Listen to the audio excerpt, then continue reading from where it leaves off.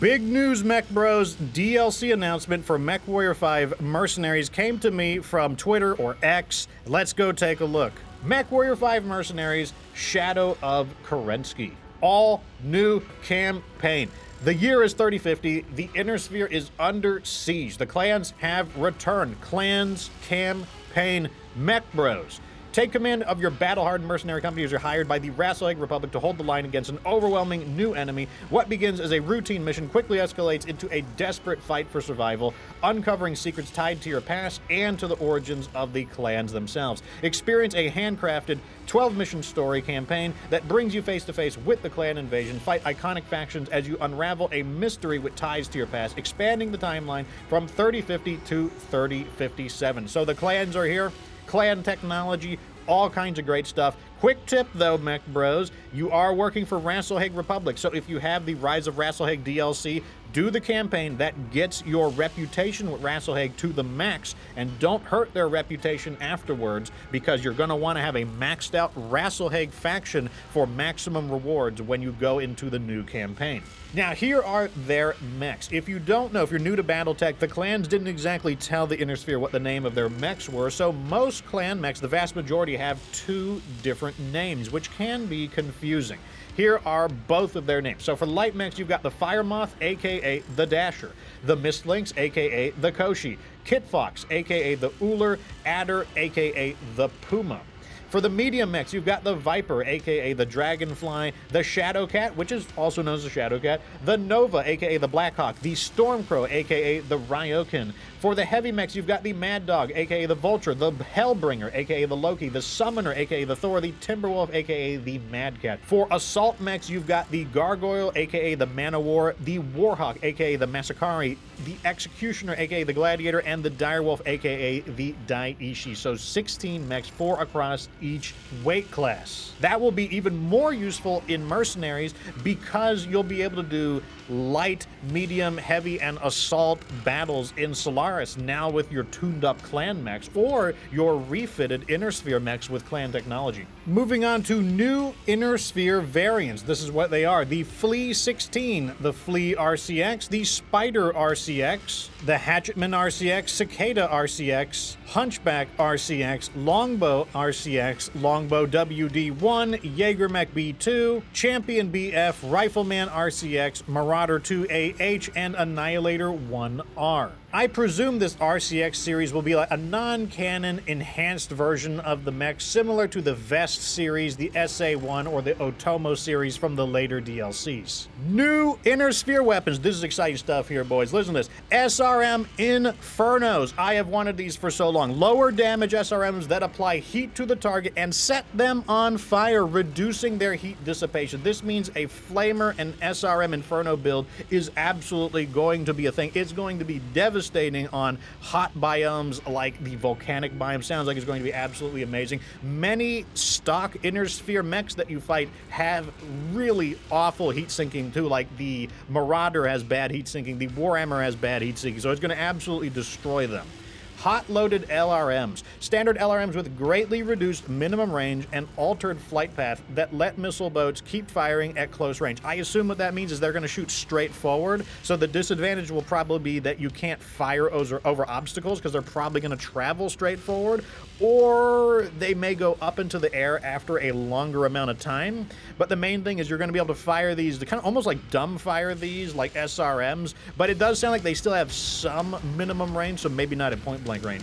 LBX-10 Burst Fire fires a cluster round in a tighter spread than the standard LBX-10. So this is not burst fire as in like solid shells. It is a burst fire of shotgun pellets. That sounds awesome. I don't know how good it's going to be, but it sounds awesome. UAC 5 single shot. Fires a single solid slug, maybe fired before its cooldown is complete with a chance to jam. So this is like the weapon from MechWarrior 5 Ghost Bear Flash Storm. You basically click the button as much as you want, and you will fire as much as you want, but with a chance to jam if you do not let the weapon reload at its standard pace. So that could be really good. Now look at this.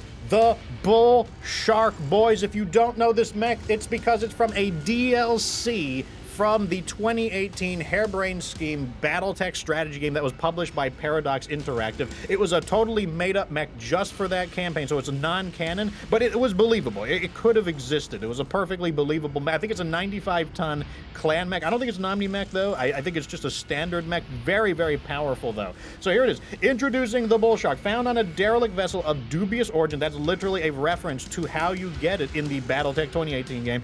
The Bullshark lives up to the ancient Terran predator it takes its name from. 7 variants, each with a staggering array of weapons, wait to be claimed and carry you to victory for the Inner Sphere.